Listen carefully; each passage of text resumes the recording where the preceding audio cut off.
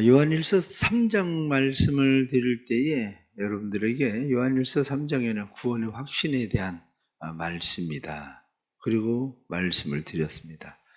구원의 확신뿐만 아니라 사죄의 확신, 죄 용서함에 대한 확신, 그 다음에 세 번째는 승리의 확신. 그래서 죄에 대해서 승리, 마귀에 대해서 승리, 이런 확신들이 요한일서 3장에는 들어있습니다.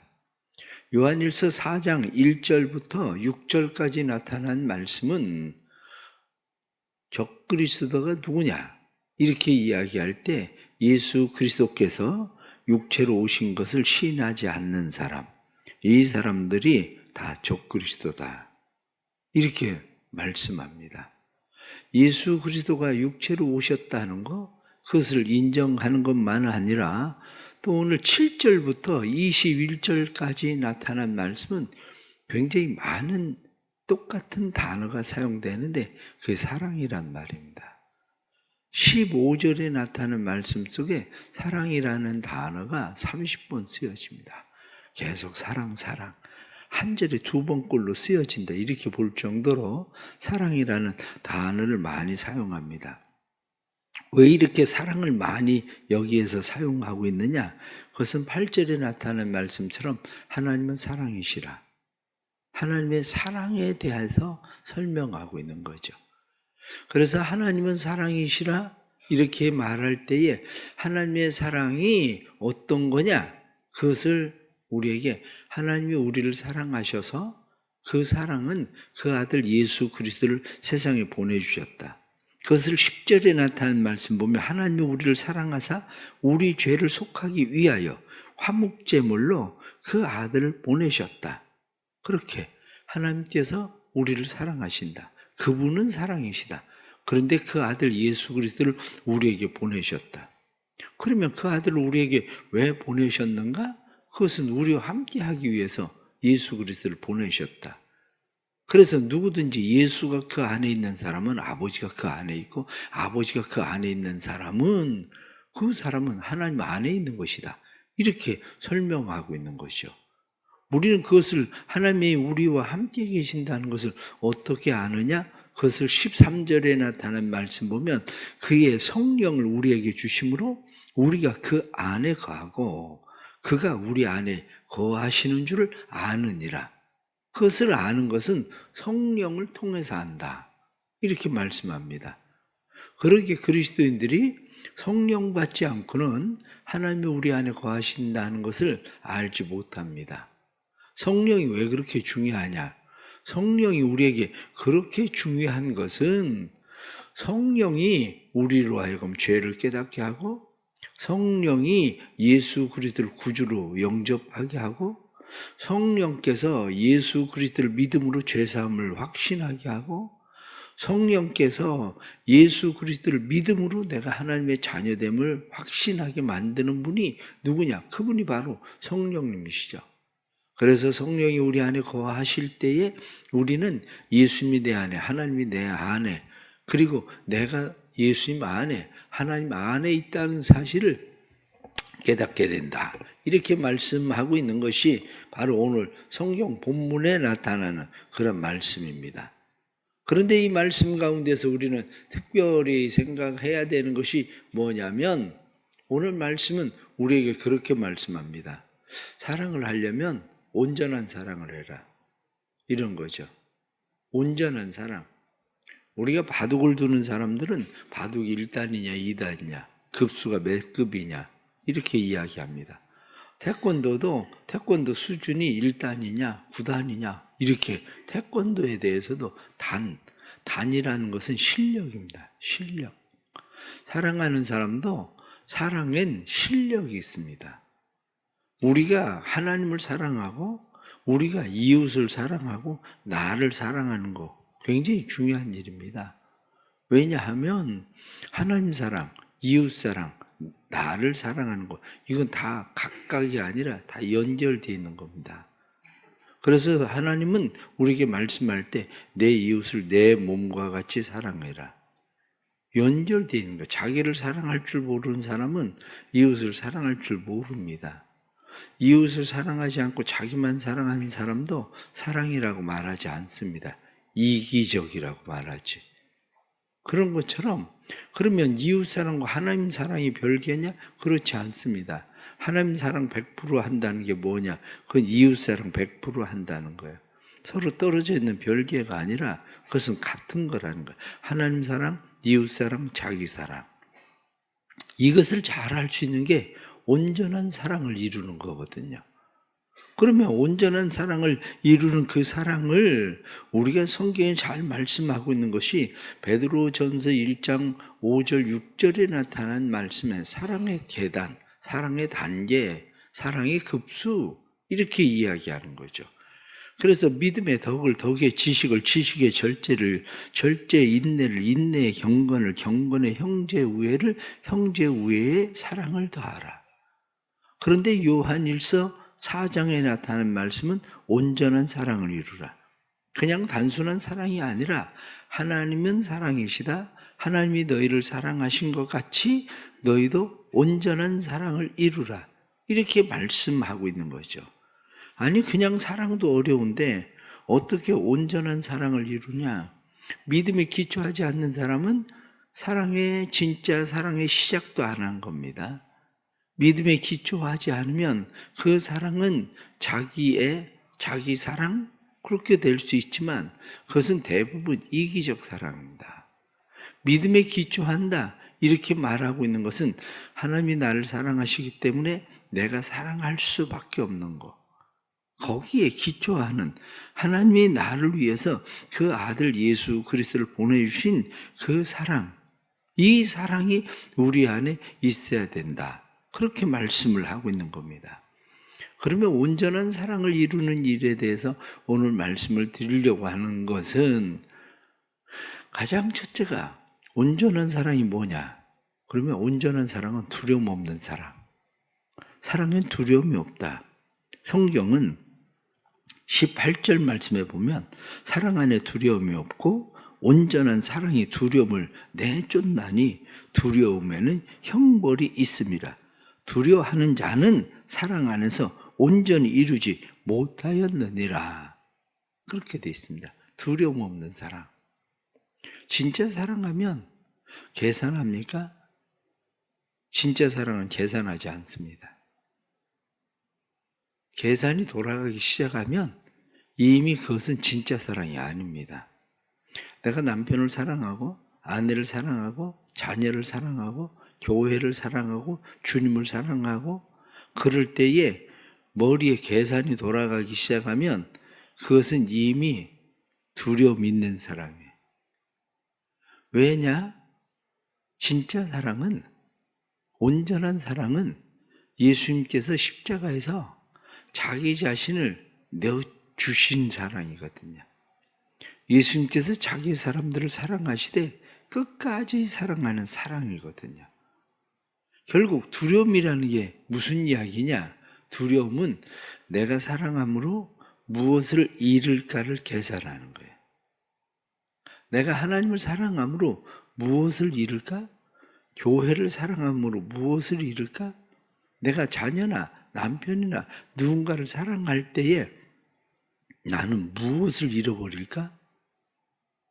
그게 두려움 있는 사랑입니다.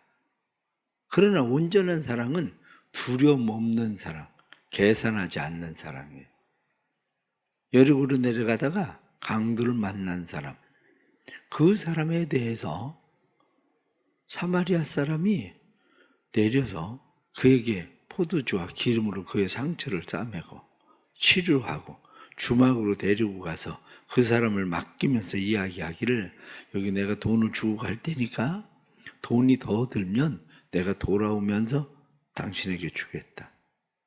조금만 계산을 하면 앞에 갔었던 제사장과 레위인들처럼 나도 강도를 만나면 어떻게 되나? 나도 가지고 있는 걸 모두 다 털릴 텐데 내가 여기서 가져가던 포도주와 기름을 다 써버리면 나는 어떻게 하지? 내가 가지고 있는 돈이 이건데 이 주막 주인에게 이 돈을 주고 나면 나는 무엇을 얻지? 이 사람이 나한테 갚아줄 건가? 계산을 하면 그 사람은 더 이상 사랑할 수가 없습니다. 마찬가지로 의외로 많은 사람들이 하나님을 사랑한다고 얘기하지만 온전한 사랑이 되지 않는 것은 내가 하나님을 사랑함으로 하나님 앞에 희생하고 헌신한 일들이 계산을 해요. 내년에 내가 교회 봉사를 할 때 이렇게 봉사를 하고 싶다는 마음이 있지만 두려움이 있어요. 그러면 난 뭘 잃어버리지? 내 가족들과 함께하는 시간을 잃어버리고 내 물질을 잃어버리고 난 모든 것을 잃어버릴 텐데 계산하기 시작하면 그건 온전한 사랑이 아니에요. 세상 사람들은 이야기할 때 사랑도 계산을 잘해야 된다. 이렇게 세상 사람들은 이야기하지만 성경에 나타난 말씀처럼 세상에 속한 사람은 세상의 말을 듣는다는 거예요. 그래서 오늘 성경의 5절 말씀은 그렇게 되어 있습니다. 그들은 세상에 속한 거로 세상에 속한 말을 하며 세상이 그의 말을 듣는다. 내가 세상에 속했냐? 하나님의 사랑에 속했냐? 하나님께 속한 사람은 계산하는 사랑을 하는 것이 아니라 온전한 사랑을 한다. 이렇게 말씀합니다. 쉬운 일이 아니죠. 그러나 쉬운 일은 아니지만 여러분들은 어떻습니까? 답이 꼭 쉬운 데만 있습니까? 그렇지는 않습니다. 답은 쉬운 데 있는 것이 아니라 답은 옳은 데 있습니다. 마찬가지로 우리의 신앙과 우리의 믿음도 쉬운 데 있는 것이 아니라 우리의 신앙과 우리의 믿음도 답은 하나님께 있는 겁니다. 그래서 하나님이 옳다 하시면 옳은 거고 하나님이 틀린다 이렇게 말씀하시면 틀린 거죠. 그러기에 사랑은 두려움이 없나니 하고 말씀한 것처럼 사랑은 무엇을 잃어버릴까 봐 두려워하지 않습니다. 누군가를 사랑하기 때문에 그 사랑의 두려움이 무엇을 포기할 것 같은 것 때문에 사랑한다면 우리는 사랑의 우선순위가 달라진 거죠. 그 다음에 두 번째는 온전한 사랑은 자기 자랑을 하지 않습니다. 온전한 사랑은 자신을 드러내는 것이 아니라 자기 입장에서 하는 사랑이 아니라 온전한 사랑은 자신을 드러내지 않는 하나님의 입장, 하나님의 사랑 뿐만 아니라 사랑을 받아야 될 대상에서 사랑이 되는 거죠. 의외로 우리는 사랑에 대해서 사랑한다고 이야기하지만 자기 중심적 사랑을 합니다. 자기 자랑의 사랑을 합니다. 우리는 그래서 종종 듣는 이야기 가운데 소와 사자의 결혼에 대한 이야기를 이야기하죠. 소와 사자가 결혼합니다. 너무 좋아해가지고 친해져서 결혼합니다. 그래서 사자가 자기의 사랑하는 소를 위해서 멧돼지도 잡아오고 어린 사슴도 잡아오고 열심히 잡아다가 소에게 가져다 줍니다. 그런데 소는 먹지 않아요. 소는 또 사자를 위해서 예쁜 꽃, 풀, 연한 풀들 뜯어다가 사자에게 가져다 줍니다. 그런데 사자는 그걸 좋아하지 않아요. 서로 화가 납니다. 내가 이렇게 당신을 위해서 이렇게 정성을 다하는데 내가 멧돼지를 잡아오느라고 어린 사슴을 잡아오느라고 내가 얼마나 애쓴지 아냐. 그런데 당신은 거들떠보지도 않냐. 다 자기 중심적 사랑이에요. 소와 사자의 결혼처럼 의외로 많은 사람들은 거의 자기 중심적 사랑을 한다는 거야. 또 하나는 사랑에 대해서 이야기할 때에 사랑을 받아들이지 못하는 이유가 뭐냐? 그 이유를 사랑을 받아들이지 못하는 이유는 배가 불러서 그런다. 그렇게 돼 있어요. 사랑을 받아들이지 못하는 이유는 사랑의 갈급함이 아니라 사랑의 배가 불러서 내 이기적 사랑, 그 사랑에 사람들은 갈망하고 있기 때문에 다른 사람들이 베푸는 사랑을 받아들이지 못하죠. 누군가 내게 샴푸 하나를 가져다 줍니다. 그런데 내 마음 가운데 생각을 해요. 겨우 이까짓 걸. 그렇게. 왜 그렇습니까? 배불러서 그래요. 요즘은 그래서 누군가에게 선물을 해도 선물이 안 됩니다. 왜냐하면 때로는 교회나 어디 행사에 가서 선물을 받아도 어디 쓸 데가 없어요. 어디 그렇다 버릴 수도 없고 그런 일들이 너무너무 많죠. 배불러서 그렇습니다. 배불러서. 우린 일회용품들을 쓰면서 어떻습니까? 때로는 저 동남아 쪽이나 저 아프리카 쪽에 다녀온 사람들은 이 사람들이 그 꼬질꼬질한 막 그 통 하나 가지고 그 사람들이 애지중지하고 있는데 우리 너무 흔하게 그런 것들이 그냥 쓰여지고 있다는 걸 알잖아요. 그렇습니다. 사랑은 결코 자기를 자랑하지 않습니다. 사랑은 자기를 자랑하는 것이 아니라 사랑은 자랑 없이 이웃을 받아들이는 것, 그것이 바로 사랑입니다. 또 온전한 사랑의 하나 중요한 것은 상처받지 않는 사랑입니다. 의외로 많은 사람들은 사랑을 하면서 상처를 받습니다. 그래서 열심히 사랑하기는 하는데 사랑하고 자기가 상처받아요. 사랑하고 자기가 낙심에 빠져요. 그래서 사람들은 사랑을 하면서 가슴앓이를 너무 많이 합니다. 그러나 성경은 우리에게 말씀하기를 선을 행하되 낙심하지 말지니 때가 이름에 거두리라. 그리고 말씀하는 거죠. 우리는 사랑을 하면서 낙심하는 사랑, 포기하는 사랑이 아니라 하나님이 우리를 사랑하시되 끝까지 사랑하셨다. 그렇게 말씀한 것처럼 우리가 먼저 하나님을 사랑한 것이 아니라 하나님이 우리를 사랑하셨다 하는 그런 사랑입니다. 그래 보면은 포터라고 하는 목사님의 이야기가 나옵니다. 포터라는 목사님이 자기가 신방을 갔었던 이야기를 하게 되는데 신방 갔었던 이야기 가운데 상처를 한 남자가 있었습니다. 나이가 50이 넘어서 재혼을 하게 됩니다. 재혼을 하고 그리고 신혼여행을 갔는데 신혼여행을 갔을 때에 어떤 진열장을 보게 됩니다. 진열장을 보는데 진주로 만들어진 목걸이가 있어요. 가격을 보고 두 사람이 깜짝 놀랐습니다. 이렇게 비싼 목걸이를 사는 사람도 있나? 그러고 이야기하니까 그의 아내가 그렇게 이야기합니다. 누군가 사는 사람이 있으니까 진열하지 않았겠어요? 그러고 이야기합니다. 그러면서 둘이 예쁘기는 참 예쁘다. 그런데 너무 비싸다. 그런 생각을 합니다.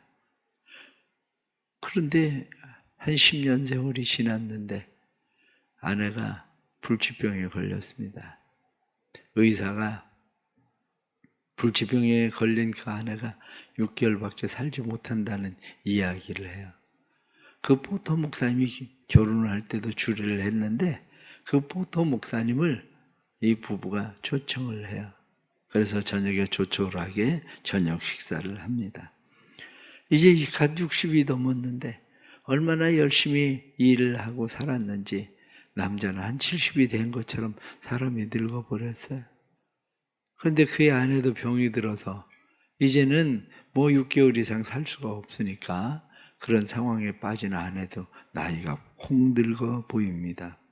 그런데 조촐한 저녁 식사를 하고 그리고 나서 남편이 아내에게 눈을 감으라고 이야기를 하고 그 아내에게 목걸이를 걸어줍니다. 근데 그 목걸이가 그렇게 비싸 보이던 진주 목걸이였어요. 아내는 깜짝 놀랐습니다. 내 남편이 이것을 살 수 있는 형편이나 사정이 전혀 안 되는데 어떻게 이것을 샀단 말인가? 그리고 도대체 돈을 어디서 나서 이것을 샀을까? 그때 아내에게 남편이 그렇게 이야기합니다.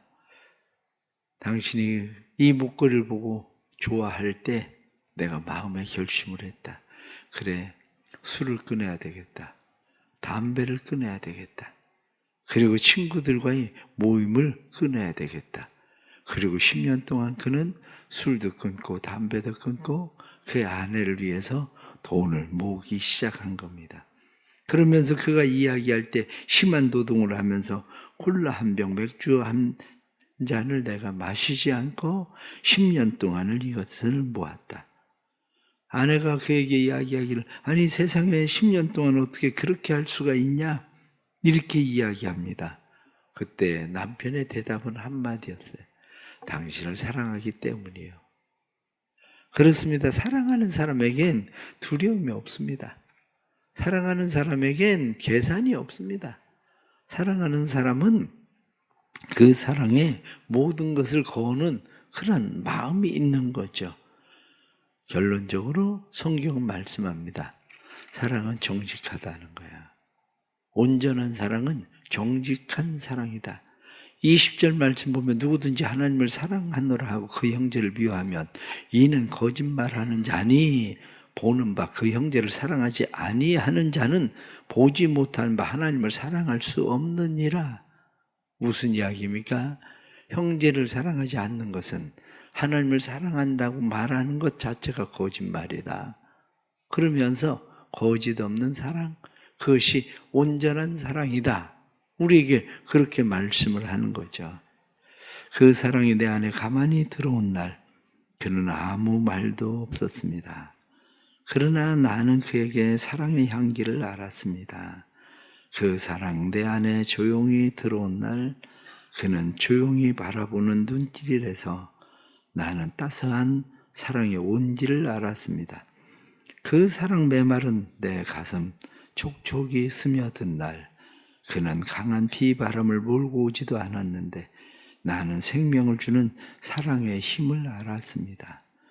그의 향기, 그의 온기, 그의 힘, 삶을 새롭게 꿈꾸게 하고 시작하게 하는 사랑의 신비한 능력이 나를 붙들었습니다. 그 사랑 내 안에 있는 한 때때로 밀려오는 그 어떤 어려움도 때때로 나를 불안하게 하는 낙심도 넉넉히 이겨내는 강한 힘으로 그 사랑 내 곁에 있음에 나는 여전히 사랑의 향기로 사랑의 온기로 사랑의 힘으로 세상을 이길 것입니다. 내 안에 부으시는 하나님의 사랑이 나를 강권하신 하나님의 사랑이 나로 주의 길 가게 할 것입니다. 기도하겠습니다. 하나님 아버지, 또 이렇게 새벽에 나와서 주의 말씀 듣게 하시니 감사합니다. 새벽에 주시는 말씀이 우리의 삶을 더욱더 힘있게 하고 능력 있게 해 주옵소서. 하나님은 사랑이시라 말씀하신 그 하나님의 사랑이 우리를 위하여 그 아들 예수 그리스도를 보내주시고 예수 그리스도께서 우리를 위하여 십자가에 못 박혀 죽으심으로 우리의 사랑을 확증하셨는데 뿐만 아니라 우리와 함께 거하심을 성령을 통해서 늘 확인시켜 주시는데 우리 안에 이 하나님의 사랑이 항상 넘치게 해 주옵소서. 하나님의 사랑 안에 온전히 거하게 해 주옵소서. 두려움 없는 사랑을 할 수 있게 해 주옵소서. 자기 자랑의 사랑이 아니라 하나님을 위한 아름다운 사랑이 되게 하여 주옵소서. 거짓 없는 사랑으로 온전한 사랑되어 하나님의 나라를 세워갈 수 있도록 도와주옵소서. 한 해가 벌써 마무리되어져 가는 12월입니다. 주께서 우리에게 은혜 주셔서 이 한 해 사랑하지 못한 일들 사랑하며 살게 하여 주옵소서. 자기 중심적 사랑이 아니라 하나님을 사랑하고 이웃을 사랑하고 자기를 사랑하는 사랑이 되게 하셔서 그 사랑 안에 온전히 거하는 삶의 은혜를 허락해 주옵소서. 우리 대성교회 안에 하나님의 사랑이 넘치기를 원합니다. 대성교회 안에 모든 성도들이 하나님의 사랑으로 사랑하게 하셔서 하나님의 깊은 사랑 속에 온전한 사랑으로 날마다 더 가까이 하나님 앞에 나아갈 수 있도록 도와주옵소서. 교회에 보내주시는 오이코스들 새 가족들 하나라도 잃어버리지 않도록 하나님 도와주시고 사랑으로 잘 돌보아서 교회 안에 성도들이 죄로부터 하나님의 은혜로 보호함을 받게 해주셔서 죄가 들어오지 못하게 하시고 악한 사단의 권세가 손대지 못하게 해주시고 온전한 주님의 사랑 안에 거하도록 도와주셔서 주님의 교회가 부흥하고 성장할 수 있도록 도와주옵소서. 하나님 앞에 귀한 예물 드립니다. 주께서 크신 은혜 베풀어 주셔서 사랑하는 주의 백성들이 감사하며 드려지는 예물이 온전히 주님 앞에 상달되고 주님의 기쁨 되도록 성령님 역사하여 주옵소서. 12월도 마음의 주의 사랑 품고 그 사랑 안에 온전히 거하고 사랑하며 살게 해 주옵소서. 지금은 우리 주 예수 그리스도의 은혜와 아버지 하나님의 그 놀라우신 사랑하심과 성령의 감화 감동 교통하시며 충만하심이 사랑하는 모든 성도들이 함께 하셔서 우리 안에 부으시는 하나님의 사랑이 우리도 사랑하며 살 수 있게 하시는 은혜로 나타나기를 간절히 축원하옵나이다. 아멘.